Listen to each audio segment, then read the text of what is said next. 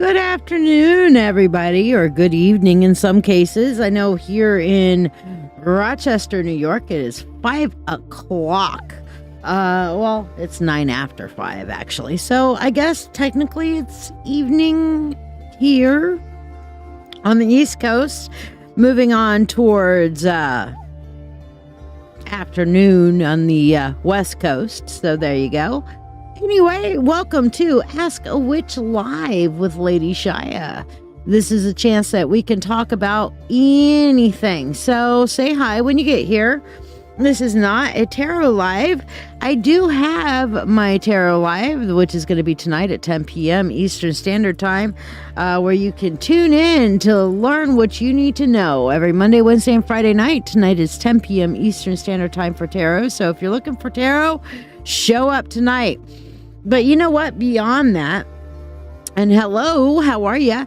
Beyond just the tarot live, we have tonight, we're going to be celebrating the new moon. We've got some really powerful astrological conjunctions that are going on right now. So, I figured I'd kind of start off with a little bit of an astrology report. How do you feel? Hello, Melissa. Hello, other Facebook user. Just so you guys know, some of you guys who are coming live to me with the group, this is how your chats look to me. It says Facebook user to me. So hello, Bonded by Darkness.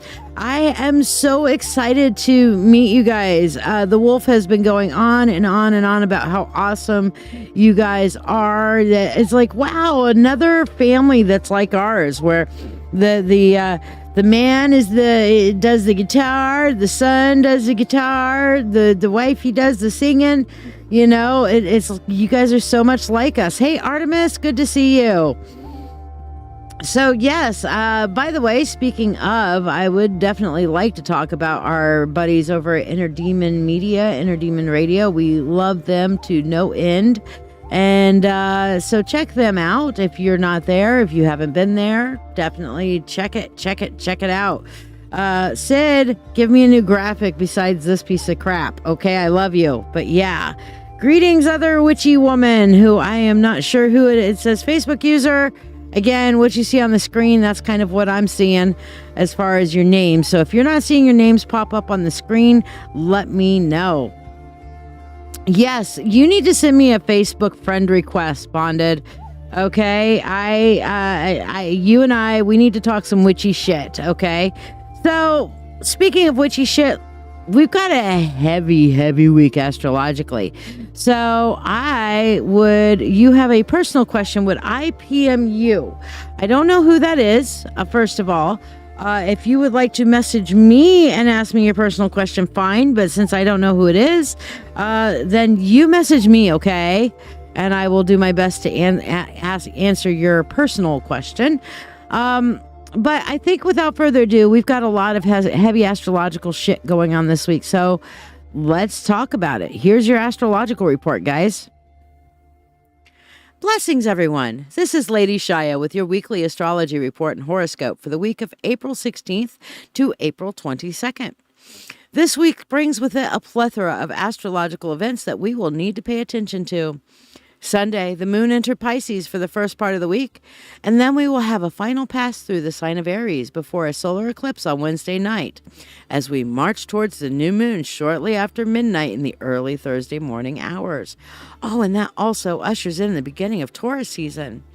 The moon has such a large effect over our moods and hidden motivations, so be sure to stay aware of a desire before the new moon to just want to throw out the baby with the bathwater in an attempt to dump all your emotional baggage before Mercury Retrograde even swings into full gear. Oh yeah, Friday does indeed herald the start of Mercury Retrograde, which is set to last through May 15th. Many of you may ask, what is Mercury Retrograde?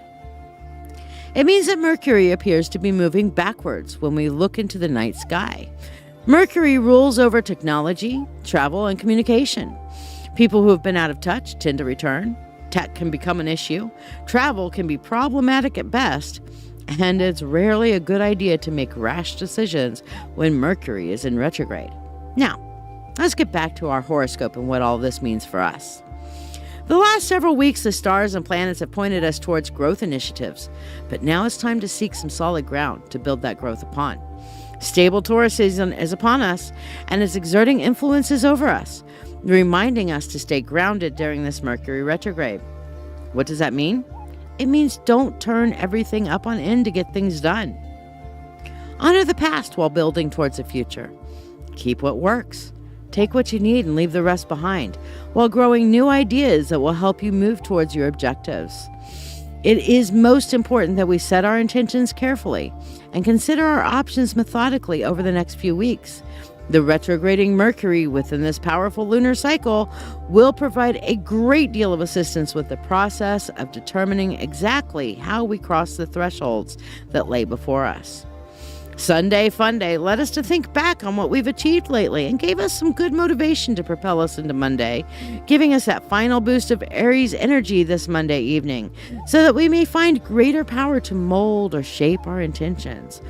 The challenge is to find ways to break free of old habit patterns and to think outside the box, applying innovation without falling into the trap of unrealistic goals. Tuesday sees an increase in activity around us and in our own brains, but the ability to articulate these thoughts and to get others to help you achieve your goals that coincide with these thoughts do not seem to be present. It is not the best day for communication, but it is a good day to sketch out and brainstorm all your plans for the future. Try to work against any feelings of impatience that begin to surface.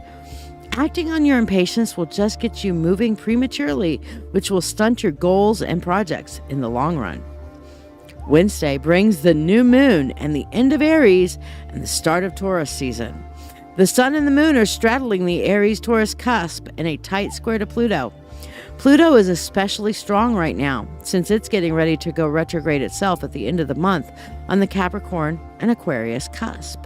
The involvement with Pluto brings our attentions to themes of fate and loss, while the power of the Aries-Taurus cusp shows us how to take action and establish new growth. This momentous transformational power will be channeled through this complicating cusp influences, the eclipse factors, and the tight square to Pluto. We will be sorting this energy out for the entire lunar cycle and possibly beyond. However, it is experienced on an individual level, and there will be some extraordinary opportunities available if you can start thinking outside the box. Nonetheless, we should be prepared to recognize and honor the value of our past lessons as we chart a course into the future. Thursday, the sun rises firmly in the sign of Taurus, bringing with it a stabilizing energy. That energy may feel comforting to some and restricting to others. It also brings us into the waxing moon cycle so that we can grow with stability. Plans will start to take shape and become tangible things, which can bring its own level of excitement and seeing the potential of the future. Remember, don't rush things. Slow and steady wins the race. Early Friday morning, Mercury retrograde is finally upon us. Batten down the hatches and remember that communication is going to be majorly affected. Think before you speak, and remember that most people will have their verbal filters turned off, so anything could come flying out. So try to have a little grace for them. This could be any one of us, too, after all. During Mercury retrograde, the truths that have been hidden tend to come out, so keep your eyes and ears open to getting confirmation of those things that you've long suspected, but you just couldn't prove. Don't act on these things right away. Merely store them up and think long and hard on how to best put these awarenesses into play. Going into the weekend, optimism is the name of the game. You're getting this great waxing moon energy and having the things that you've seen confirmed, and then the moon swings into Gemini, allowing you to get a good comprehensive view on things from multiple perspectives. This weekend, take some time to focus on growing your self-confidence while staying soft and flexible to the changing energies of the people around you. Just because retrograde is having an effect on others that may be negative for them doesn't mean that you can't turn all this chaotic energy into positivity, because you're in the know. You can win life this retrograde by stepping forward softly and intentionally, using the Taurus energy to make sure you're always standing on solid ground. Remember, astrology is nothing more than your weather forecast. So if you know what weather to prepare for, you're already ahead of the game. So get out there and live your best life. That's exactly what it is. Barbara, I am seeing that you would like to, how can you reach out to me privately? You can go to ladyshia.com and that'll open up a nice little widget, which will allow you to message me. Or you can, I think you're a friend on my personal page. So, yeah. Mary mentions, hi, I'm from Canada. I'm a witch and I have a widow's peak. That's cool. Me too. Hold on. Let me, I have not a very pronounced one, but it's there. Let me put my me camera on. There we go. Here's my me camera. There you go. See? A little bit of a peak right there. When I pull it back, you can see it. I can't ever quite get rid of it, so there you go. But yeah, that's our astrological forecast for the week. And yes, here I am on the screen, hiding behind the chat. Hello. We are on several different channels right now, so many of you guys can't see each other. So the chat right here is kind of like a combo chat. And anytime you see Restream coming up on here, that is me. I wish it would let me rename myself, but it doesn't. Maybe it does. Hold on. I wonder if I can. Nope, I can't. It would be cool if I could, but no. So anytime you see Restream on there, that's me. So there you are. Let's talk about today. Today is huge. Today is big. Okay. Today is, a lot of shit happening. We've got the solar eclipse going on right now. And I know that we're not going to see it here, but Perth, Australia, they're certainly going to see it. And I know they're going to have it live streamed up. Now it's interesting because I think that we should address, and I'm going to turn my music off here. I think that we should address what is a solar, what are the eclipses? Okay, so here we go. Here's eclipse energy. And for those of you guys who haven't seen my reels, my Lady Shiya's Witchy Ways reels, you're going to be able to see it here now. But this is the one I did about eclipses, and I posted this a couple days ago. We are in eclipse season. A solar eclipse means a time for growth. Solar eclipses let you focus on your personal development. Lunar eclipses are more emotionally based. They make us aware of our past and how it has shaped us. Embrace this eclipse season and make it work for you. Namaste, witches. These are the reels that I've been putting up. And of course, if you're following the page at all, you'll get to see them. You would, if you guys want, I'll play it again. So in case you missed anything, but yes, we are in eclipse season and today is a solar eclipse. And so as we saw, solar eclipses are more about, you're here and watching because you're awesome. Yes, you're here and watching because you're awesome. I think you're definitely awesome for being here. I don't know who that is, but whoever you are, you're awesome for being here. So there you are. But yes, this is a time to kind of retrospect a little bit and kind of look at our journey a little bit and decide where we're going to go. So just one more time, let's look at what eclipses are all about.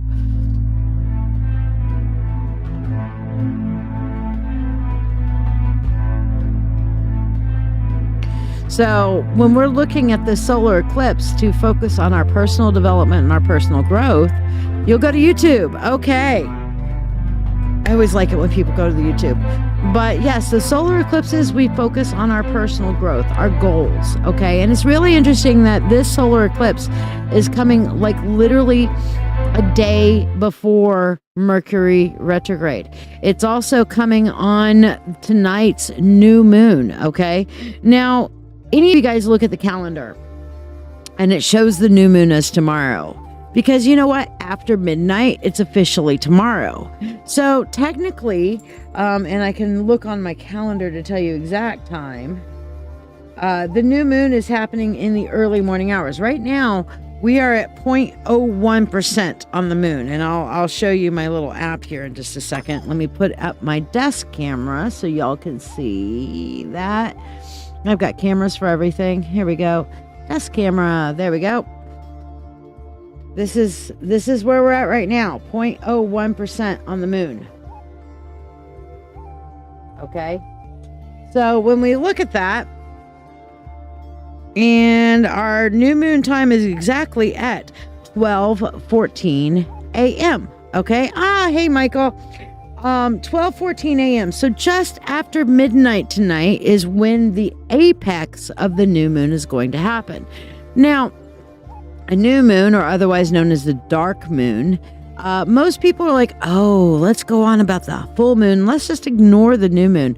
Oh, no, the new moon has a lot of great lore to it and a lot of great correspondences to it. The new moon shows us that there is a time to rest. That just because we can't be seen or what we're doing can't be seen doesn't mean it's not actually happening, okay? That's for all of us, you know? We are a part of that same cycle, and we all have those cycles. Sometimes in the course of one day, we can go through all the lunar cycles, okay? So our new moon cycle is about new beginnings, okay? Endings and new beginnings. So what are you ending today? What is your new beginning? Can you do moon water is a question I normally get about stuff like this. So I made a reel about moon water. So here you go. When is it a good time to make moon water? You can make moon water at any phase of the moon, not just the full moon. You simply put your water out overnight in a window or outside in a glass. Set your intentions for the water based on the phase of the moon. For waxing, it's a growing moon or manifestation, and for waning, it's a fading moon or things to go away. Right now, we have the new moon, so this is a great time for new beginnings. Now, we're also in planting season. As you know, we're coming into the spring. Yes. Okay. And new moon time is a beautiful time for planting. All right. This is a great time for getting out into the garden and planting your new sprouts, your new seeds. Okay. So you're definitely going to want to think about that. There's lore about cutting your hair. Okay. Around the new moon as well. If you want your hair to grow, you trim it tomorrow. Okay. And Sid finally, thank you, Sid. Okay. Sid got us as Inner Demon Radio and Inner Demon Media infographic. Yay! Thank you. This is just the Ask a Witch Live. This isn't even the tarot. We haven't done the new update on the tarot live yet. Now, here's what's coming on the tarot live, guys. I'm renaming it. It's going to be Dancing with Witches, a live tarot. Tune in to learn what you need to know every Monday, Wednesday, and Friday night. And you can learn more at ladyshiya.com. So there you go. All right. So yes, this is just a time where we can sit back and talk about all things witchy. I like talking about witchy stuff, you know. It's like, what's one topic that you could talk about with no warning whatsoever? Anything witchy, you name it, I got it. Okay. So it's fun. So who's the one who's saying love it? I'm not sure who that is. Because if your name's not on the screen, like right here, it says on the love it says Facebook user, which means you're joining us from a group. So I don't know who you are. But let's go on about, yes, today is new moon. Okay. Just after midnight, solar eclipse. Okay. And it is a change between Aries and Taurus. Okay. So, I don't know about any of y'all, but I have my handy dandy witch's almanac. Always handy. Thank you, Denise. I appreciate it. Handy dandy witch's almanac. And of course, the handy dandy witch's almanac shows us right here, the 19th on the Aries. Okay. And then as we turn the page onto the 20th, there's our new moon right there. You see it? You see that big black dot there? That's a new moon. Okay. and the beginning of Taurus season. So we were talking about that in our astrological report. And once again, if you guys want to see what book this is not done by any of your normal, like Llewellyn Publishing or anything like this. It's actually not even done on a calendar year. This particular book is done on a astrological year, which begins in spring of 2023 and goes to spring of 2024. So it begins in the sign of Aries and ends in the sign of Pisces. So there you go. So if you haven't gotten one of these, I think it's like $12 on Amazon. So it's not really expensive. It's really great. Has lots of great articles. But again, when we're opening it up, when we're looking here, of course, I've got it set to Taurus already because we're coming up on Taurus. But here is the calendar that we are in. Today's date, the 19th. Hey, Sid, how you doing? Thank you. I got your thing so we can get rid of the crappy promo and put the good one in there. Yay. So yes, this is that energy right here, the 19th today, switching over into Taurus tonight after midnight for the 20th, April 20th. All right. So yeah, if you don't have this, like this particular little witch's almanac, I highly recommend it. I've been following this almanac for many years. They've been in business for quite some time, and I'll tell you what, the articles and everything that's in it are fan-frickin-tastic. In fact, here's last year's that I still kind of have handy because I still like it, even though that was last year's. All right. So, you know, this one was the sun. This one is earth. You know, every year it's something a little bit different. And so every year there's a new theme to the Witch's Almanac. So if you haven't gotten this one before, check it out. Okay. So yes, we have the solar eclipse, which is telling us this is time for our personal development. We are going into all of this. And then guess what happens on Friday? Friday is Mercury Retrograde. All right. Now, many of you guys may ask, what is Mercury Retrograde? Amazingly enough, I made a reel about that already. What is Mercury Retrograde? Retrograde means that a planet appears to be moving backwards from our perspective. So the planet's influence on Earth now works in reverse too. Mercury is a planet of communication, technology, and travel. While Mercury is in reverse, old things we've left behind tend to reappear. Communication breakdowns, tech crashes, travel issues could happen at any time. So yeah, time to prepare for that retrograde season. Holy shitballs. You need to get this year's. You still have last year's though. Yeah, I definitely highly recommend getting this year's because we have now completed our first month in this year's. The other thing that I find really handy about this particular Witch's Almanac, and let me get to where I can show you guys again and turn on the desk camera. And no, camera, turn on. There you go. Turn on camera. Now, every year, and I can still turn it to last year's, but every year I dog ear one page in this. Every year. And this is the page that I dog in. And it says astrological keys. Okay. And it goes through a lot of stuff, but this is the one part of the page that I pay the most attention to.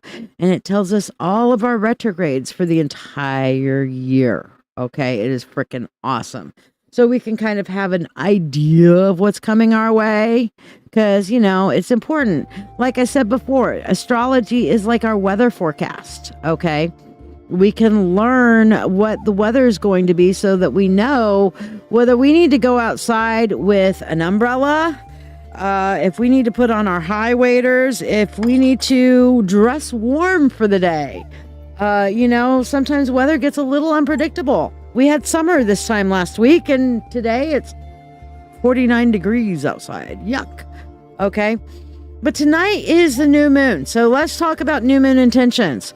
Tonight on the live, I will be having a free candle up for new moon, what I call new moon prayer requests. Many of us have been, you know, jaded by prayer requests or whatever because of our own, you know, religion trauma, religious conditioning, what have you. But you know what, for thousands and thousands and thousands of years, predating any kind of organized religion that is popular these days, people have been bringing their requests before the gods. They have been bringing their petitions to the gods. The new moon is a time to bring petitions before the gods of those things which we want to develop, those new things, those things that we want to grow. I was talking about cutting your hair, okay? Anything that you want to do, like let's say if you want your hair to grow, all right? Well, if you want your hair to grow, then even just turning around and doing this, okay? Here we go for the new moon, and I'm going to tip my hair so that I have these tiny little bits, and then I'm going to take it and put it in a bowl, and I will burn it later, okay? But you can tip your hair, just get little tips, and then burn it in a bowl to help your hair grow, okay? So that's magic for hair growth. You have a new project that you're wanting to start, something that you want to grow, then that's a great time. Now, we're doing this again right before Mercury Retrograde. Is that going to retard the growth? Is that going to keep us from growing? No, it's just going to turn around and present in a slightly different way. It might help us grow by letting us face the things from our past, or reminding us of the things that brought us success in the past, so that we can revisit those things and then change them up. Okay, it's all about understanding how everything goes together. But tonight, yes, we are going to be doing petitions. Actually, I think that's what I'll call it, is new moon petitions. Okay, and we're going to be bringing our petitions before the gods tonight, and as the candle burns, and we are going to focus in on those things that we want to grow in our life. So we're going to be focused in on growth. So that's right, here we are. Hey, Nicole and Susie, how are you guys? So throw your questions in. This is a time for us to talk about witchy stuff. That's why there's a big chat on the screen, okay? Because we want to talk about anything and everything that's witch related, you know, such as like Sid and Inner Demon Media. I don't know why I'm transferring that to Sid and Inner Demon Media, but just I want to kind of promote them a little bit. So guys, if you have not checked out Sid at Inner Demon Media, you need to do that. He just got me a new graphic, so by tonight's live, a new graphic will be on there, but check them out. Jonathan says, also, it's a great time to reevaluate one's own philosophy, as Hermes Mercury definitely presides over that area. Yes. Personal philosophy choices, absolutely a great time for it. Prosperity can be worked on tonight. Yes, absolutely. Now, again, when you're looking at the moon, you have things that are coming towards you and things that are going away. So when you're at the waxing moon, the growing moon, that's bringing the moon is getting bigger. It's growing. So we think of things in terms of growing. So when you have new moon, that's the dark of the moon, and everything from this point forward is going to continue to grow. Make sense? As opposed to once we have the full moon and the moon starts going the other way and shrinking, that's the time that we have to push things away. Why are there still modern day witch hunts? Witch hunts, yeah. Why are there still modern day witch hunts? Chev wants to know. Because people have been conditioned. People have been conditioned by modern religions, and granted, yes, you're talking about a 2,000-year-old religion, Shiya. You're calling it a modern religion. In the scheme of things, yes, that is a modern religion. Okay, modern religions had a hard time kind of coexisting with some of the old religions. So these modern religions came in and simply said, we are the only religion. And you have different ones that are focused. And you know what? Christianity is not the first one to have done that. Zoroastrianism came in and tried to take over and say we're the only ones. And actually the cult of Ra in Egyptian history tried to come in and say Ra is the supreme only God. Okay. Those are all like attempts over time and over history to create a monotheistic singular religion. And many times they have a hard time coexisting with anything that calls into question their authority. Now, if you go back to when Christianity specifically, we'll go ahead and take that one, was really making its surgence. It was really trying to surge through. We look initially to the Emperor Constantine. He is the one who turned around and tried to officially make Christianity a state religion. I'm doing great, Kayana. How are you doing? Now, that was after years of persecuting Christians and kind of making fun of them and everything like that. But Constantine recognized that he was unable to fix the disparity between the old gods and, yes, the Council of Nicaea, as Jonathan puts up. He was unable to reconcile and control the populace between the old gods, which was the old Roman way of let's just take over everything and let people worship how they will, and he was struggling with some of that. And this Christian God and this growing Christian cult that was going on. And so he started saying that, hey, you know what? And almost a Machiavellian turn of fate. If I turn around and make a state religion and everybody has to follow this religion, then it's going to be easier for me to control my populace. So at that point with Emperor Constantine, he brought together the Council of Nicaea, which Jonathan mentioned there, which turned around and made it so that they would say, okay, this is what Christianity believes. And it was a bunch of men getting together in a room and deciding and picking and choosing over, oh, here's this ancient text. We like what this says. Oh, here's this ancient text written by a woman. We don't like what that says because we're not going to be able to control things that way. But it took the control of the religious dynamics out of the hands of the priests and priestesses of the individual religions, the individual gods and goddesses and things like that, and consolidated it into a central power structure which could be presided over by an emperor, okay, or by a central figure. The central figure, of course, eventually became the Pope. And of course, power corrupts and absolute power corrupts absolutely. Okay. So eventually that became a very corrupted thing, which is where we ended up getting the plenary indulgences and, a box in the coin rings a soul from purgatory springs and all that sort of thing. But it became a context of a way to control the populace. So everybody got conditioned to this is the only way. Now, you look at other similar religions, such as other monotheistic religions, such as Judaism, what's the other ones? Islam, that sort of thing. These monotheistic religions became very much a part of the culture and the ruling bodies of the area. And ruling people, the rulers of certain areas, ruling bodies do not like anything that competes with their authority. So to turn around and allow for religious freedom, religious choice of the gods, anything like that, became a context of, oh, we're losing control of our populace because we are now at the point of using emotional, weaponized empathy and the fear of somebody's soul to be able to control somebody, not just in public, like, here's the public rules. Here's Hammurabi's code. You steal, I'm going to cut your hand off. You lie, I'm going to cut your tongue off. Okay. So how do you control people when you can't play Big Brother is watching them all the time? Well, that sounds like a great case for God becomes Big Brother who can always see you.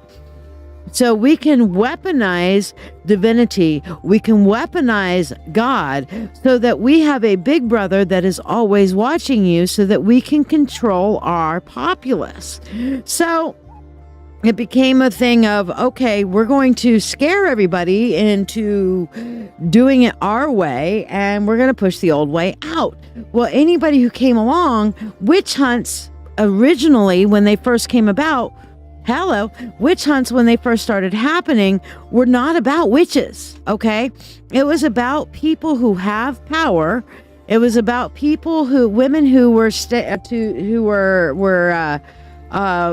exercising their knowledge, exercising their power, exercising their wisdom. Other people were following different gods that were bucking the system. And therefore, if they are bucking my system, they must die. The monkey is coming in here giggling his head off, and now I must ask, why are we giggling? Because I heard you talk about witch hunts, and the first thing that came to mind was nobody expects the Spanish Inquisition. Nobody expects the Spanish Inquisition. Yeah, monkey comes in here and he is laughing his head off because, yeah, we're talking. Well, Chev asked why we saw witch hunts. And now why we still have these witch hunts is because of conditioning. Literally, I was at a bar, people, with drunk people. I myself was not drunk. I was there supporting some people who were playing in the band and doing a slosh fest to turn around and story. Yes, this story. I was doing they were doing a slosh fest to honor a past man by the name of Uncle Sloshy, and somebody comes up to me and is like, "Well, what are you doing?" I'm like, "I'm a witch." Well, why? Why are you a witch? Because I like it. But God has better things for you. No, God and I are actually on pretty damn good terms. Thank you. Well, you shouldn't be doing that. Why not? So, and this went on. See, she's just lucky I wasn't there, because I would have gone on the whole Hail Satan thing, and I would have garnered all the attention. Well, correct me if I'm wrong, but you've had a few arguments on a boardwalk. Oh, yeah, I used to chase down the preachers on Point Pleasant Boardwalk. Mm-hmm. And what would happen then? I'd get them to leave, or they'd try and make a scene, and I'd just make it on them. So, yes, again, it's that religious conditioning for controlling people. And when somebody is looking for free thought, when somebody's looking for finding their own spiritual path, the great overseer, human overseer of whatever religious sect that you're looking at, whether it's being Catholicism and the Pope, whether it be the Southern Baptist Convention and their council or whatever, if you think for yourself, you're threatening their power base. Yes, critical thinking is the bane of all forms of structured authority. If you look at the Bible today, it is nothing like the original text. Actually, Matthew, Mark, and Luke weren't even alive. They weren't even born yet when Jesus was alive. And everybody's like, but wait a second, Matthew, Mark, and Luke, weren't those apostles? No. If you go back and look, all three of those, John was the only one that was written by somebody who actually had met Jesus, like face to face. Okay. So when you go back and look, John was the only one who had any kind of base, and Matthew, Mark, and Luke all kind of followed what John said. And then they, over time, everybody's been told, oh yeah, those were three of the apostles. No, they weren't. They were born 70 years after Jesus died. Okay. So, the Gospel of Mary Magdalene, again, also not included in the Bible because, oh my God, a woman wrote it.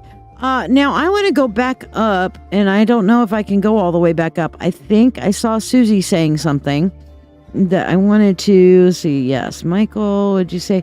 Melissa asked a question. Would you say that there's anything in our astrology that would help us with our healing? Absolutely. Let me go back to that in a second.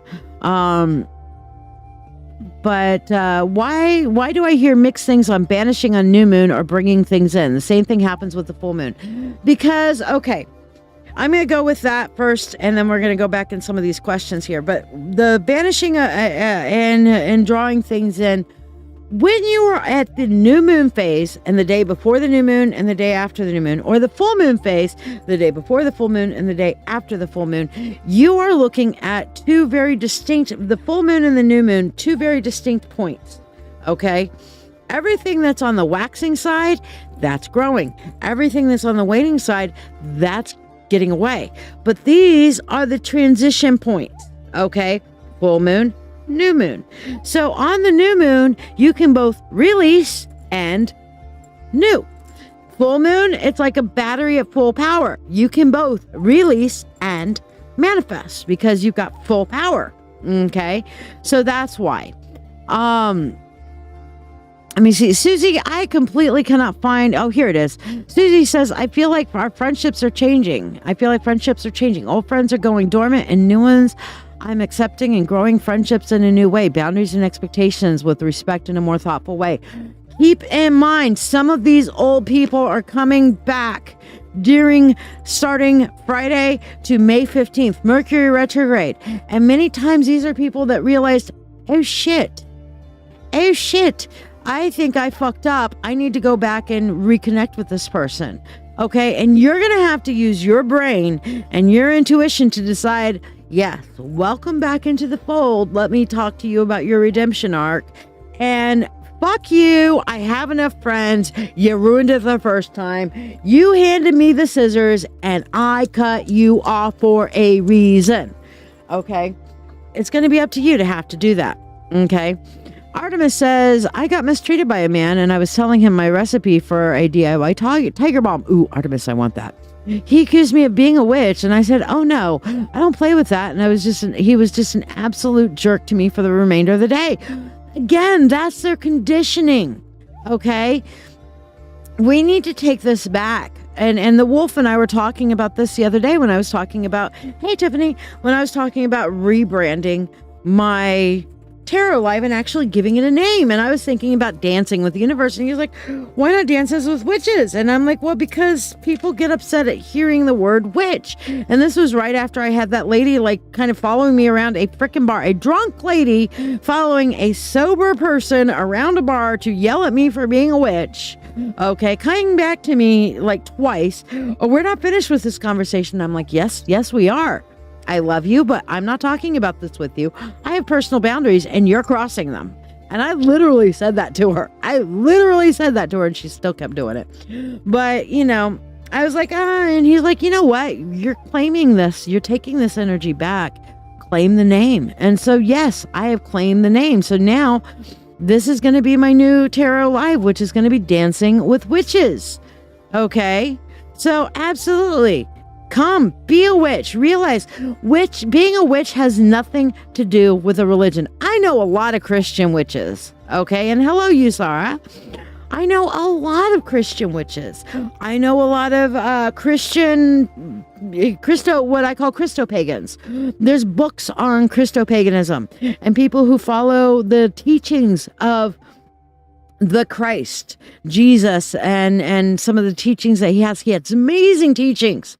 Okay, one of the things I learned in seminary when I was going for my seminary degree was, the Bible is written, it's a collection of 64 books written by different people in different contexts in different times to a specific audience, but it has a timeless message. Okay. Yeah. The Bible can have some amazing timeless messages. And can you follow the Bible and be a witch? Absolutely. Because you know what? The Bible doesn't say suffer not a witch to live. It says suffer not a poisoner to live. And I know plenty of people who are up there in the pulpit saying, I'm a preacher that's a poisoner. Okay. Yes, the Bible mentions the three magi, the three magicians, the magicians who showed up and blessed the Christ child because they saw his influence coming into the world. You look in the Bible and the original teachings, and Jesus didn't talk about going to heaven. He talked about manifesting here on earth at a higher vibration, and he talked all the time about he was the Son of Man, and God is all of our Father kind of thing. And he tried to flip the script, but people turned around and said, oh no, we don't like whatever script that they're trying to put on there. We're going to make the script our thing about control now. But yes, the word witch comes from the word Wicca, which means wise one, or Wicca, which means wise one, which is where the word witch comes from.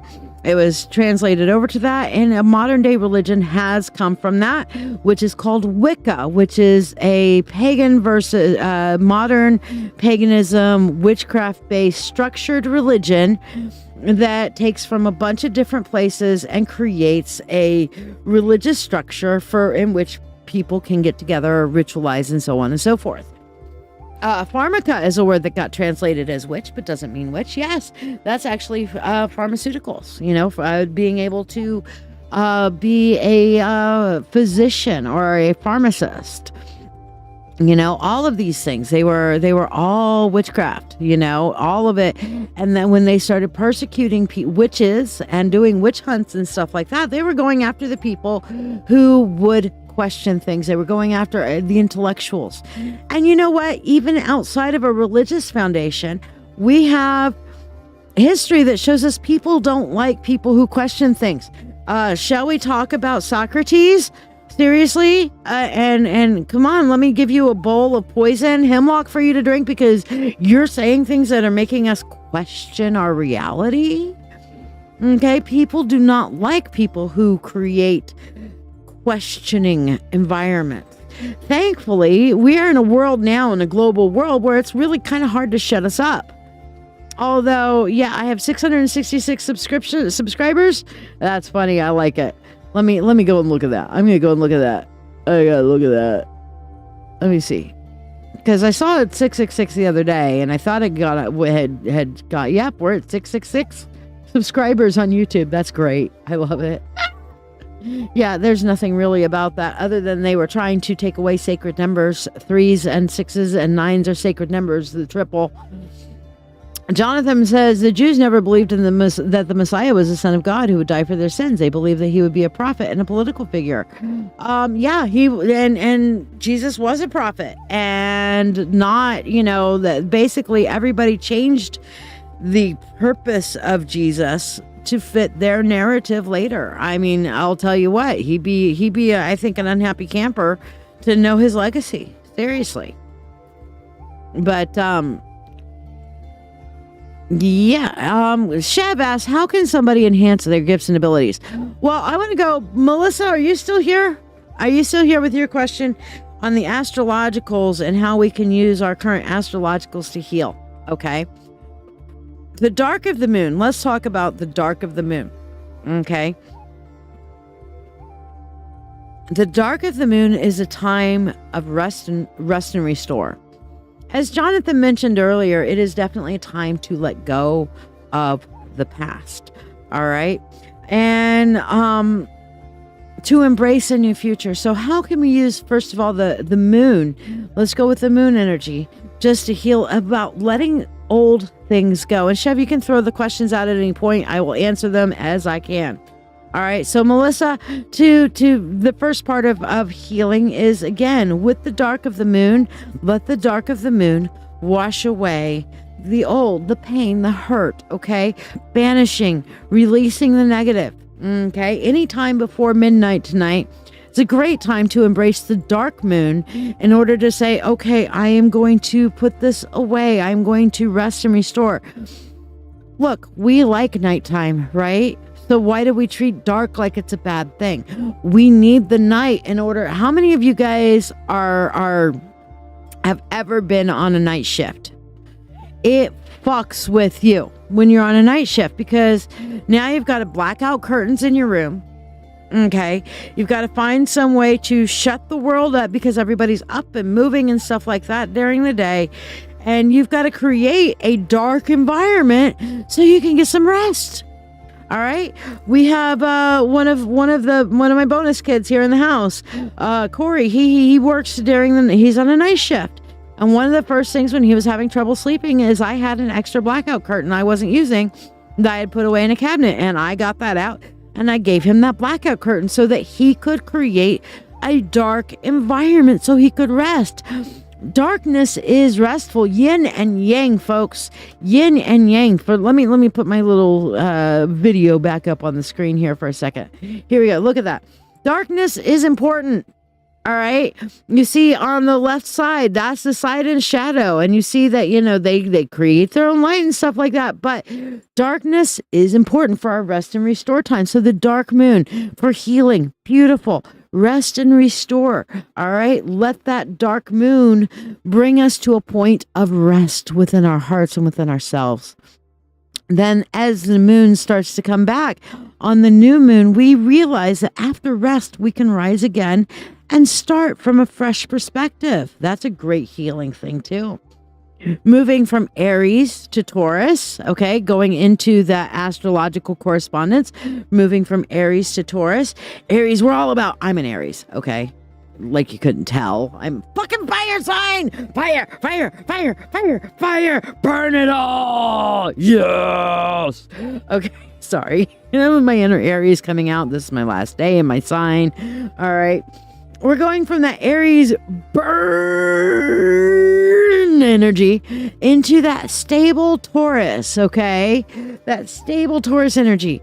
All right, so we can use that to, okay, we're going to burn all of our energy out. Burn Aries! And then tomorrow it'll be like, time to rest and find our footing underneath our ground, our footing beneath our feet, okay? Time to work on that stable foundation. So astrologically, healing and bringing stability into our world is great, okay? The other part of it with the solar eclipse, remember, I'm going to play this one more time. Remember what we're talking about again on the solar eclipse energy. All right, here's that reel on the eclipse energy. We are in eclipse season. What does a solar eclipse do? It means it's a time for growth, okay? Solar eclipse is a time to focus on your personal development, okay? Oh, wow. Bye, scammer.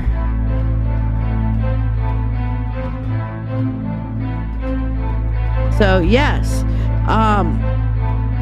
Water puts the fire out. Love you. Okay, Honora. Yeah, the wolf hasn't been able. He's a water bearer. Actually, he's an air sign, but yeah. Oh, yay. Welcome back home there. Yay. Glad to have you. Glad you're back home, Jessica. I bet you had a fun time. But basically also going into that time with the solar eclipse to kind of look and see what we want to create. How, now that we have rested and we're ready to come out again, let's look at our personal development. The solar eclipse gives us the astrological energy to decide how we want to develop personally and professionally in our lives. That too is a part of healing. People think the part of healing, everything about healing is about letting go of the past. No, people. Healing is about how we choose to embrace and face the future. Okay, how we deal with the past, and let's talk about that for a minute. Healing, guys, is about how we look at the past, understand our past, apply it to our present, and find peace and being fully present in the moment now. And then how do we choose to go through and look at and make cognitive behavioral change for our future? That's what healing is. Okay, so Melissa, continuing on in your question with the healing, we're definitely getting to that point to where we can say, okay, here I am now. This is my reset point with all this astrological correspondences. Now I'm hitting a reset. How do I want to face tomorrow? How do I want to deal with it tomorrow? What's my choice on how I'm going to handle these triggering moments tomorrow? When I get triggered tomorrow, the next day, the next week, how am I going to handle it? So when we're doing the solar eclipse, we can sit down, we can plan those things out. Okay, now go on into the question Artemis was asking. How can I harness that stable energy? I could use some stability right now. As we come into Taurus season, we meditate on that. We meditate on the bull. We meditate on Taurus. We feel we feel that constellation kind of ruling over us, and we ask Taurus to show us to how do we want to, what is important to us? What do we want to build in a foundation? Okay, think about this from a construction perspective, guys. Natural law, as above, so below. Natural law teaches us about spiritual things. So let's look at natural law of how to build a fucking house. All right, the first thing you do is you choose your foundation. All right, are you going to choose sand as your foundation? Or are we going to go build down on the beach? You know what? I love the beach, but I'm sure as fuck not building a house on that sand because, tide comes in, tide pulls sand away. Tide comes in, tide pulls sand away. And if you've ever stood on the beach with the tide coming in and out, what happens? Okay, as you're standing and your feet are there, slowly your feet start to sink into the ground, and next thing you know, you're up to your ankles, and it's fun and it's cool when it's your feet. It's not so cool when you're trying to build a house, right? So you're going to pick the right ground, first of all, to build on. So if you're building on your healing and you're wanting to harness that stability energy, Artemis, you're going to want to pick the right ground to build on. Now, what does that mean for us as witches, as people, as trying to build a spiritual foundation, emotional foundation for ourselves? That means that we pick our stable relationships, our sturdy points, our sturdy touch points, our sturdy relationships on a place that is going to be stable. We're going to make sure that we're near the right sources. Like if you're building a community, you're going to look for a water source. You're going to look for, are you protected from the elements? Are you protected from the wildlife and the dangers and stuff like that? So you're going to pick the right environment. Then you're going to start picking the things that matter to you, for your foundation in your life, the things that, are not going to shake. Find a concrete rock kind of style foundation for yourself. What's that for you? Well, for me, it's my faith. My faith, my belief, my connection with the divine, with spirit, okay? When I talk about my faith is omnitheism. I believe in having a direct connection with the gods, God, goddess, the universe. Take your fucking pick. Call it Harry if you want. Hey, Shiya, do you worship God, the god Harry? Sure. If that's what you want to call it. Do you worship the goddess Ishtar? Sure. I believe that all gods and goddesses that are out there are simply faces of the divine, faces of the many, okay? So my foundation is turning around and in a stable area of my faith. Now, some people will turn around and put their foundation in a faith that is more limiting, and then when they have some kind of cognitive dissonance in their faith, then they have a crisis and their foundation's ripped out from under them. I've had that happen to me in my life. First time it happened to me really was when I was 12 years old and completely changed off of Christianity into a pagan path, because somebody told me that my God-given, divinely given gifts, actually my youth pastor at that time, told me my God-given, divinely given gifts that I was using to help other people and give them messages and care for them and love them and commune with them was somehow evil. Yes, being able to help people is bad. So I said, fuck that, and that's the first time my foundation went out from underneath me. So when I went to rebuilding my foundation, I started putting my foundation and my faith in things that I could experience, see, think, that didn't have a cognitive dissonance to it. Okay? Does that mean that you need to put your foundation into faith? No, some people put their foundation into humanism. Some people put their foundation into, hey, I have a firm belief in family. All right? What's your foundation, guys? Share with me your foundation. I want to hear it. Tell me your foundation. Okay? But just so you build that stable foundation. If you're having a hard time finding what foundations are meaningful to you in your life, this astrological time going into the sign of Taurus is a great fucking time to start questioning that. Not only that, but Pluto is about to come into retrograde. That's a great time. And of course, Mercury retrograde starts on Friday. So that's a great time to reevaluate our past and see, hey, this works, this works, this works, that works, oh shit, that doesn't work. Let's throw that out. Okay, just remember, don't throw out the baby with the bathwater. Okay, what is Mercury retrograde? Oh, I am so glad you asked, because I have a reel for that.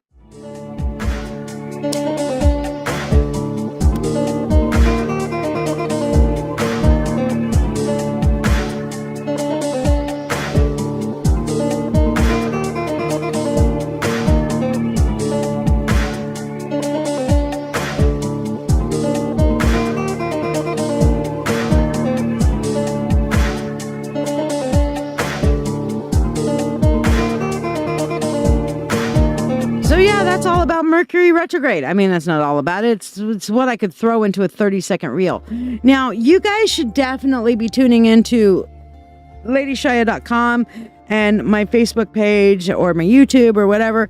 Facebook, YouTube, Instagram, and TikTok is where these reels get posted. Okay. So I just have 3 of them because those are 3 that are kind of relevant to what we're talking about today that I was talking about. For example, hey, do you want to make some new moon water? Well, there you go. When's a good time to make moon water? Yeah. New moon, strong astrological correspondence. You can go ahead and make your moon water tonight, people. Make your moon water tonight to harness all of these energies that we were talking about. Okay. For the new moon, the solar eclipse, the transition from Aries into Taurus, stable. Okay, all of those things, you can capture and deal and grab that energy now. You can put your moon water out tonight. The only thing that you want to do, there's a couple of tips for moon water. 1, make sure you have it in glass, not plastic. All right, plastic adds a flavor, a taste, but it also adds energies that's been around. Plastic grabs and hangs on to energy where glass does not. Okay, and 2, make sure you pull your moon water in before the sun hits it, dude. Okay, because then it's sun water. Which, sun tea, sun water, that's also a thing.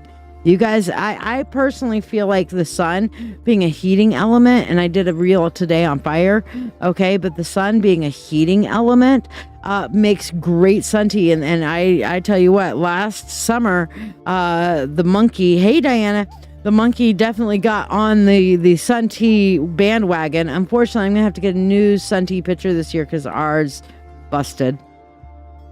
I'm going to get a more stable one this year, I think, because that one, just shattered everywhere. Thankfully, not when, not in a way that hurt anybody, but still. But taking a glass and sticking it out there for some sun tea, you're going to get a lot of that beautiful, refreshing sun energy.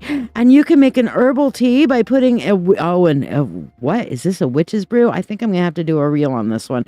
I'm making sun tea, but that'll be closer to the summer. But you can put all the herbs and stuff in there that will manifest the intentions that you want using the power of the sun and making a witch's brew. Okay. Hey, Regina. So that being said, I wanted to play for those of you guys, because there's several of you that have shown up that did not hear the astrology report to begin with. So I'm going to pull the astrology report once more. And meanwhile, I think, Chev, you had another question. So what was your other question that you wanted to throw out there for me? And we'll address it after the astrology report plays one more time. Blessings, everyone. This is Lady Shiya with your weekly astrology report and horoscope for the week of April 16th to April 22nd. This week brings with it a plethora of astrological events that we will need to pay attention to. Sunday, the moon entered Pisces for the first part of the week, and then we will have a final pass through the sign of Aries before a solar eclipse on Wednesday night, as we march towards the new moon shortly after midnight in the early Thursday morning hours. Oh, and that also ushers in the beginning of Taurus season. The moon has such a large effect over our moods and hidden motivations, so be sure to stay aware of a desire before the new moon to just want to throw out the baby with the bathwater in an attempt to dump all your emotional baggage before Mercury Retrograde even swings into full gear. Oh yeah, Friday does indeed herald the start of Mercury Retrograde, which is set to last through May 15th. Many of you may ask, what is Mercury Retrograde? It means that Mercury appears to be moving backwards when we look into the night sky.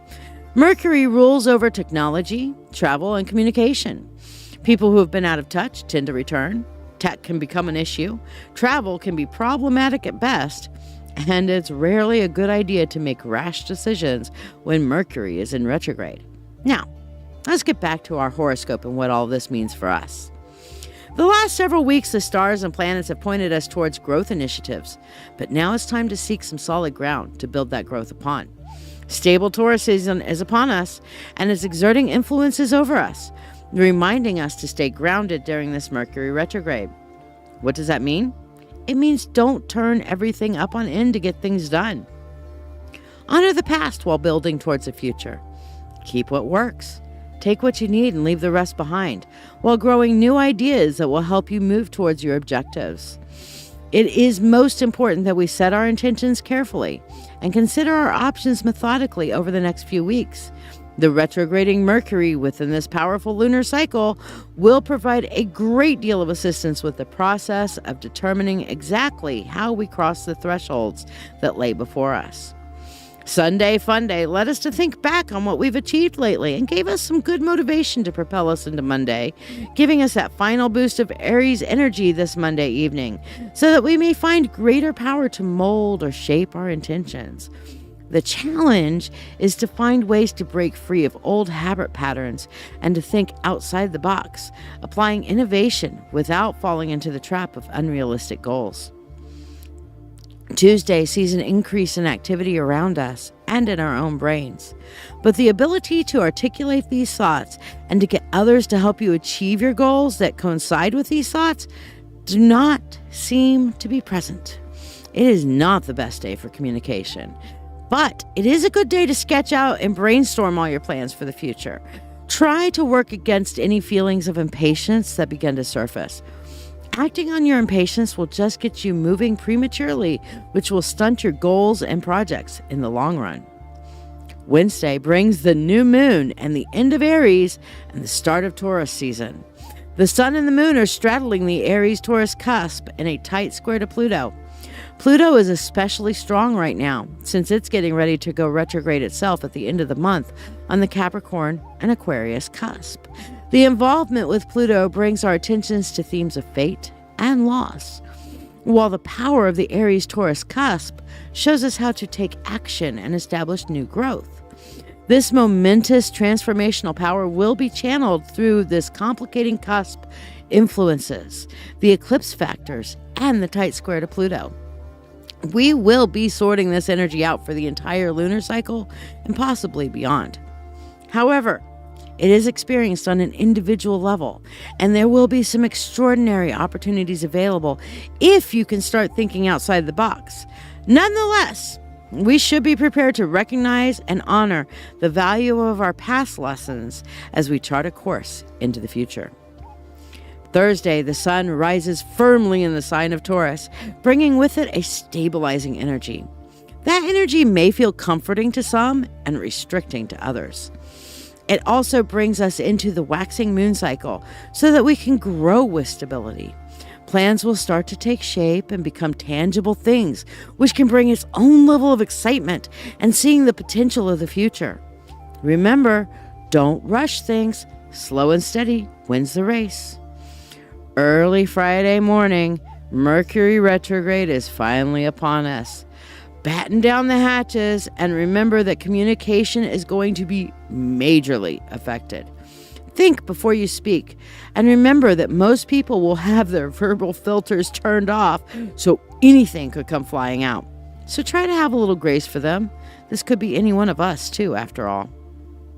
During Mercury retrograde, the truths that have been hidden tend to come out, so keep your eyes and ears open to getting confirmation of those things that you've long suspected, but you just couldn't prove. Don't act on these things right away. Merely store them up and think long and hard on how to best put these awarenesses into play. Going into the weekend, optimism is the name of the game. You're getting this great waxing moon energy and having the things that you've seen confirmed. And then the moon swings into Gemini, allowing you to get a good comprehensive view on things from multiple perspectives. This weekend, take some time to focus on growing your self-confidence while staying soft and flexible to the changing energies of the people around you. Just because retrograde is having an effect on others that may be negative for them doesn't mean that you can't turn all this chaotic energy into positivity. Because you're in the know. You can win life this retrograde by stepping forward softly and intentionally, using the Taurus energy to make sure you're always standing on solid ground. Remember, astrology is nothing more than your weather forecast. So if you know what weather to prepare for, you're already ahead of the game. So get out there and live your best life. So Artemis, are you still here with us? I was just kind of asking that on the chat. If you're still here with us, you mentioned something that I kind of wanted to address because I'm not always able to kind of keep up with the chat. And Artemis, you said, as a non-binary person, I've had a hard time accepting the word witch, but I just got to the point to where it's like, you know what, fuck it. Let me tell you, first of all, witch is a non-binary word. It was used to describe initially when they came out with the maledictus malefictorium, which was actually made as a word that would describe either male or female in a derogatory way. It was made as a derogatory statement on somebody who was a pagan, who was following like things from the old ways. Okay, so witch is a non-binary term in and of itself, Artemis. So being a non-binary individual, witch actually fits because it is neither male nor female. It is a non-binary term to say those who follow the path of the wise, but it was taken off of the original word wicke, and changed into witch because it was easier to say. And of course, at that point, people were more upset and afraid of any kind of a woman who was out there questioning, doing anything let's say, midwifery or herbal teachings or something like that.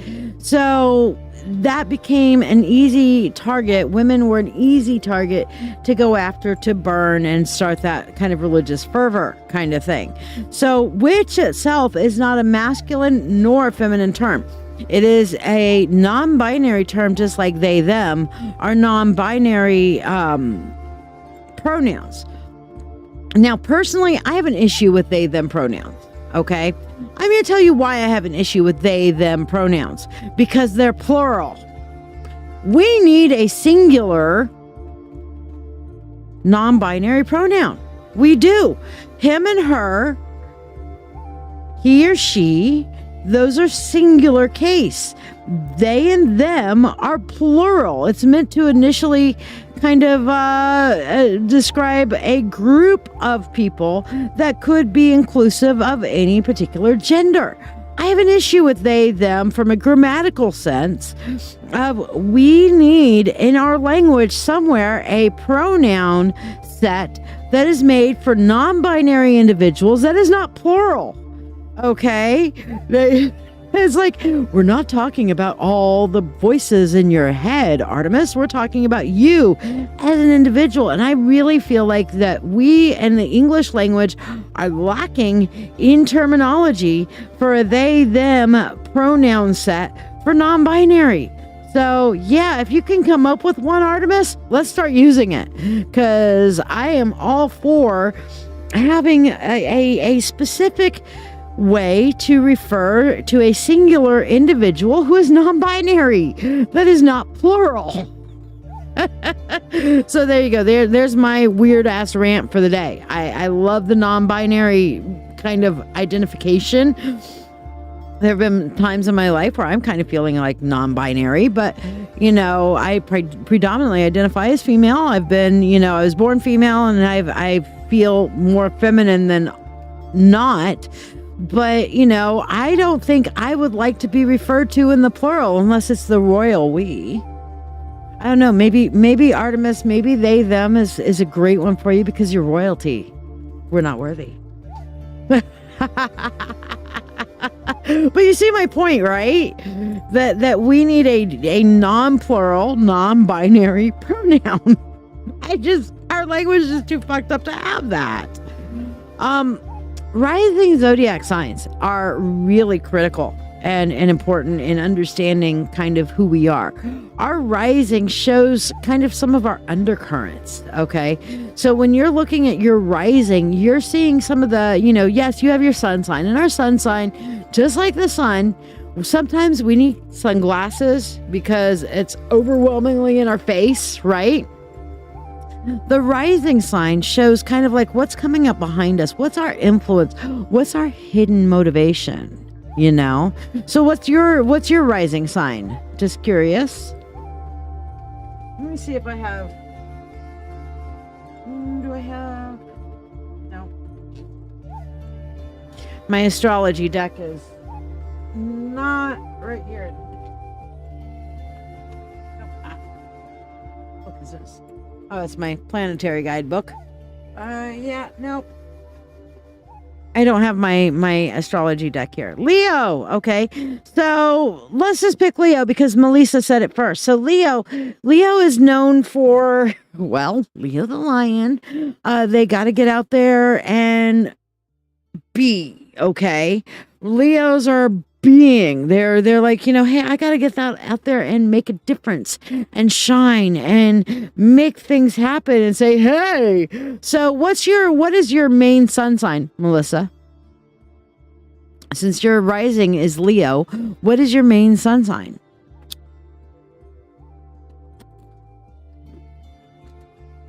Okay, Regina, what's your sun sign? You're talking about your rising, you're an Aquarius sun, okay? So if I'm looking at that, now let's add the trifecta because we like things in 3 parts. Okay. Oh, and a Leo moon. Okay. That's what I was about to ask what your moon was, Melissa. So we have a Leo rising and a Leo moon. So we have a lot of Leo influences underneath and the Aquarius sun. Now, Aquarians are known for respecting the past, but being forward thinkers. Okay, now the Leo is about making a change, making a difference, putting it out there. So, Melissa, are you fulfilling your your astrological zodiac kind of drive? Excuse me. Your main drive underneath you, because your main drive would be like, I am finding a way to be progressively create change while honoring the past and changing for the future and bringing life with the water bearer and of course being an air sign and with that beautiful Leo. Let me get out there and put it out there for you all to see. So are you making the changes and then helping involve other people in those changes? Because that's going to be your primary motivation. That's what you're going to look at motivationally, and see, very much like a Leo, I could do more. But if you're getting out there and you're putting yourself out there and you're putting those things out there for other people, that is you finding your purpose and living your purpose astrologically. Okay. So for example, we have Regina, she is an Aquarius rising. Regina, did you say what your actual sun sign was? But in Aquarius rising, we were just talking about Aquarians. Okay, your underlying motivation is going to be to create an area of change and an area of growth and fresh and new. This is the age of Aquarius. Okay, so you've got your Capricorn energies that are going in there and a Cancer moon. Okay, so again, you're going to be a very intense style personality with very deep emotions because the moon speaks to your emotional state. Okay, with the Capricorn and the Cancer, but you're gonna want people to flow with you. You're gonna want people. Your hidden motivation with your rising is going to creating a flow environment with that Sun and the Capricorn and the Cancer. You're gonna want to bring people together on an emotional level, and you're gonna be happiest when you're vibing together and creating a new vibe, a new context. Yes, we're vibing age of Aquarius and stuff, but we're focusing on that Capricorn and that Cancer to where, I'm wanting to create something real, something tangible. I don't care if it's out there for the world to see or if it's just all of us kind of coming together. You're feeling your aggressive energy shifts, but you're going to be very militant about wanting to create just that right vibe of people around you. And astrologically, that's where it's going to really be your motivational factor. So yes, factoring in our rising signs and our moon signs are very important to understanding our base motivations. Okay, I mean, literally, we could go through everybody and do this, and maybe at some point we'll go through and do some discussions, deeper discussions on the how your trifecta, your sun sign, your rising sign, and your moon sign come together to really create the core of your basic personality. And this is why everybody's so unique, because you can have people born minutes apart and their risings and their moons are going to be different, even if they are the same sun.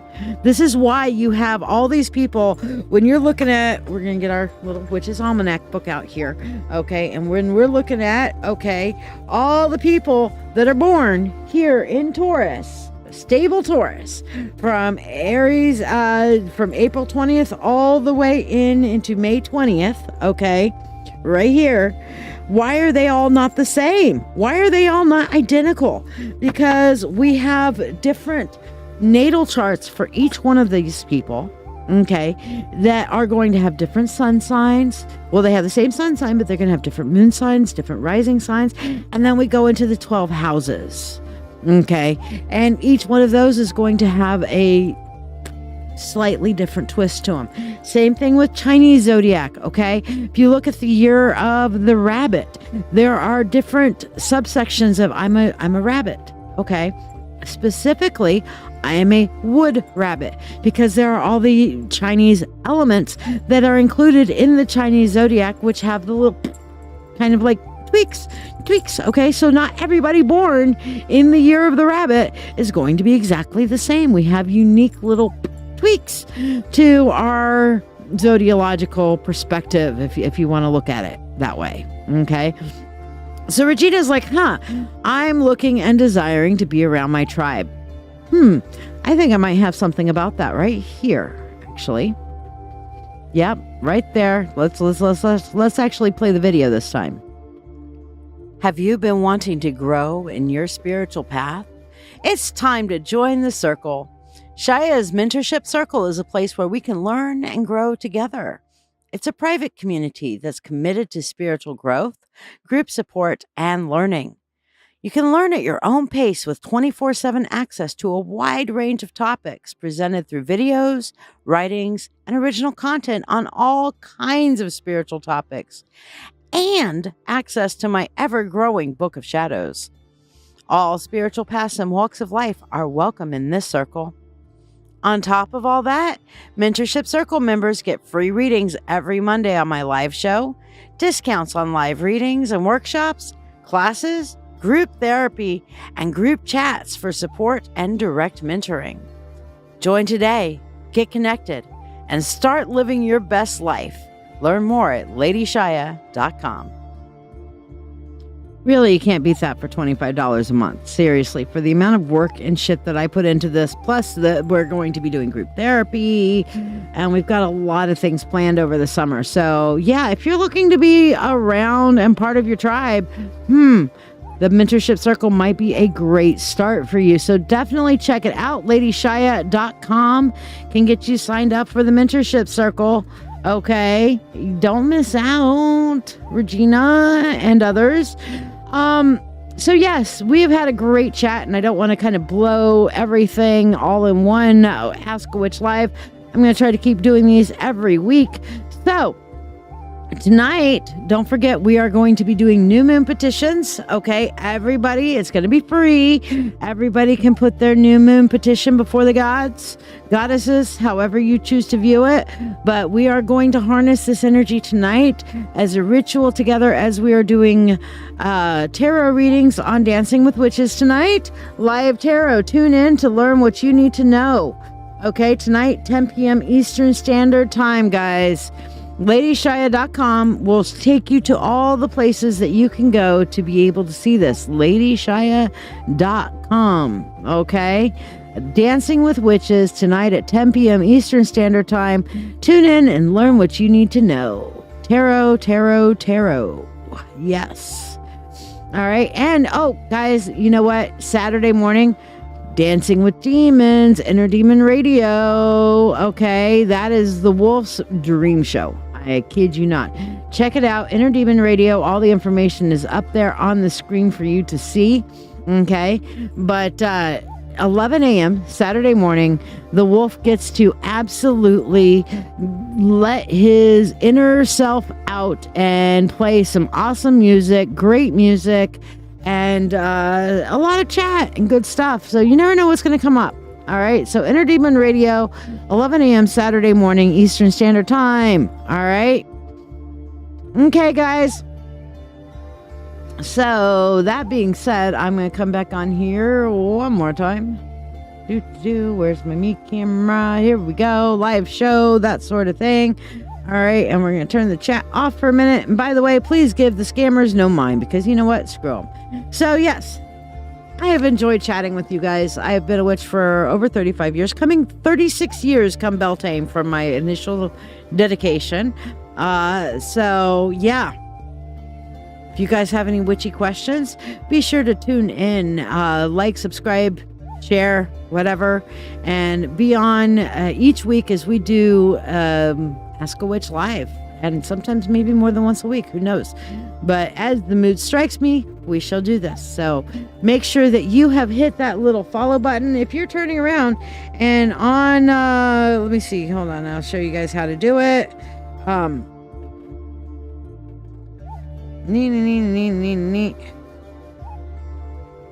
Here we go. Where'd it go? Here it is.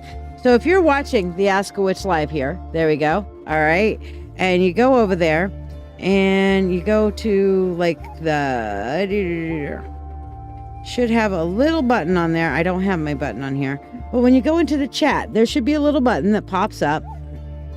And from there, you can click on follow and always be notified. So you can choose to be always notified of the live so that you don't miss out on anything. Or you can always check it out on the YouTube.